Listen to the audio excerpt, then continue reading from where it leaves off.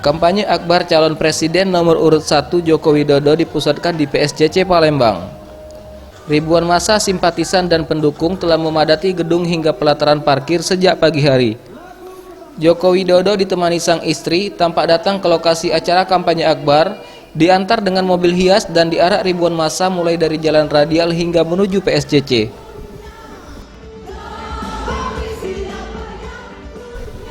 Dalam orasinya, Joko Widodo mengajak masyarakat di Sumatera Selatan, khususnya Palembang, untuk tidak termakan dengan berbagai berita hoax serta tidak golput.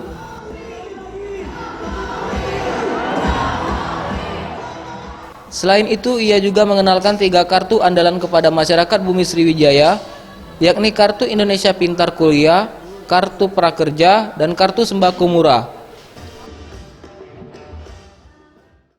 Saudara-saudara kita, kanan kiri kita untuk bersama-sama datang ke TPS menggunakan hak pilihnya. Jangan sampai ada satu orang pun di antara kita yang golput, karena ini menyangkut sekali lagi, menyangkut anggaran yang triliunan, 25 triliun. Warga Sumatera Selatan, khususnya anggota dan pengurus-pengurus Gang Maju Bersama Jokowi, relawan dari TKD, semua tidak boleh golput, karena kalau golput itu satu suara aja kita, berarti kita sudah tidak mendukung Indonesia maju.